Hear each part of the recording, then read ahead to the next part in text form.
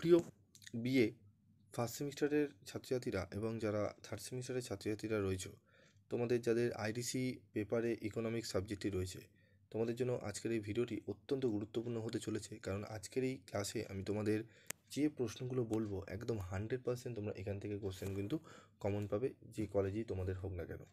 তো কথা না বাড়িয়ে চলে আসবো আমরা মূল আলোচনায়। তো এই সাবজেক্ট থেকে কোশ্চেন তোমাদের থাকে ইম্পর্টেন্ট, তোমাদের 5 মার্কস তো বলবোই। তো তোমাদের 2 নম্বরের প্রশ্ন আসে 10টি এবং 5 নম্বরের প্রশ্ন তোমাদের কিন্তু 6টি করতে হয়। টোটাল 50 নম্বরের পরীক্ষা হয়, যার মধ্যে তোমাদের 5 নম্বর তুলতে হয় 15। তো চলো আমরা দেখে নিই আমাদের 5 নম্বরের জন্য কোন কোন প্রশ্নগুলো গুরুত্ব সহকারে করলে আমরা 100% 6টি 5 নম্বরের প্রশ্নই কমন পাবো। এবং তোমাদের জন্য কিন্তু স্টাডি মেটেরিয়ালও তৈরি করা হয়েছে। অত্যন্ত কম রেমুনারেশনে তোমরা স্টাডি মেটেরিয়াল পেয়ে যাবে, যেখানে অন্য জায়গায় 400-500 টাকা, সেখানে তোমরা এখানে পাবে 120 থেকে 130 টাকা। এবং কোয়ালিটির উত্তর কীরকম হয় তোমরা প্রিভিয়াস ভিডিওতে দেখে নেবে, যে উত্তরের কোয়ালিটি বাকি যারা 400-500 যে বিক্রি করছে তাদের থেকে কতটা ডিফারেন্স এবং কতটা ইউনিক। এবং এগুলো কিন্তু ওই এআই মাধ্যমে যদি উত্তর খুঁজে দাও সেই উত্তর কিন্তু নয়, অনেকে এগুলো করছে এবং স্টুডেন্টদের ঠকাচ্ছে। তো চলো দেখে নাও। আমাদের প্রথম প্রশ্ন হচ্ছে চাহিদা কী, চাহিদা নির্ধারণকারী বিষয়গুলি। এর প্রত্যেকটা উত্তর কিন্তু পুরো টেক্সট বই থেকে মেনটেন করে ঠিকমতো যারা ইকোনমিক্সের টিচার মাস্টার্স করেছে তাদেরকে দিয়ে করানো। কিন্তু অনেকে দেখেছি যারা ইতিহাস পড়াচ্ছে, পলিটিক্যাল সায়েন্স পড়াচ্ছে, তারাও কিন্তু ইকোনমিক্স আইডিসি পেপারে তোমাদের কিন্তু নোটস দিয়ে দিচ্ছে। সেটা কীভাবে সম্ভব তোমরা বিচার করবে বা দেখবে। তো ঠকবে না, যেখানে দেখবে ভালো জিনিস দিচ্ছে সেখানেই তোমরা নেবে। এটুকু বিচার বিশ্লেষণ করে তোমরা কিন্তু নোটস নিলে তোমাদেরই কিন্তু উপকৃত তোমরা হবে। তো দেখো প্রথম প্রশ্ন রয়েছে চাহিদা কী, চাহিদা নির্ধারণকারী বিষয়গুলি লেখো। চাহিদার সূত্রটি বিবৃত করো। চাহিদার সূত্রের ব্যতিক্রমগুলি আলোচনা করো।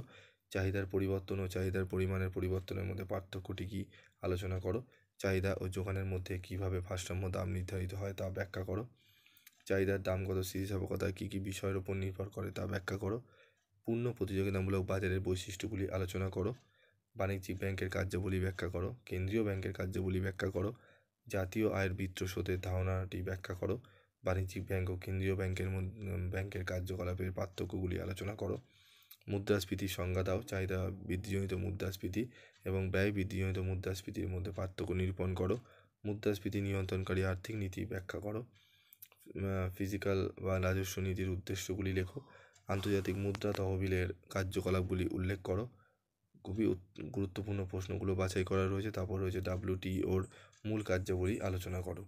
এই প্রশ্নগুলো ভালো করে যদি করে যাও, এই 15টি প্রশ্ন তোমাদের যে দেওয়া রয়েছে, আরও প্রশ্ন রয়েছে। তোমরা যারা স্টাডি মেটেরিয়াল সংগ্রহ করবে সেখানে অনেক প্রশ্নই তোমাদের কিন্তু আরও দেওয়া রয়েছে, যারা পড়তে ভালোবাসো তাদের জন্য, এবং অত্যন্ত কম রেমুনারেশনে কিন্তু তোমাদের সামনে তুলে ধরা হয়েছে। এবং এগুলি ইকোনমিক্সের টিচার যারা রয়েছে সেগুলো ওনাদের দিয়ে কিন্তু তৈরি করা।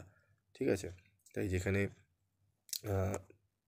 কম পয়সা তোমরা কোয়ালিটির উত্তর পাবে সেখানে একবার নিয়ে দেখো, তোমরা কিন্তু কেউ ঠকবে না। তো এই যে 15টি প্রশ্ন রয়েছে, 15টি প্রশ্নের প্রত্যেকটি অ্যান্সার আমি কিন্তু চ্যানেলে আলোচনা করে দেবো। যারা চ্যানেলে নতুন তারা চ্যানেলটি সাবস্ক্রাইব করে পাশে থাকা বেল আইকনে ক্লিক করে রেখে দিও, আমি তোমাদের প্রত্যেককে কিন্তু দিয়ে দেবো। আজকের মতো ভিডিওটি শেষ করছি, দেখা হচ্ছে পরবর্তী ভিডিওতে। সকলে ভালো থেকো, সুস্থ থেকো।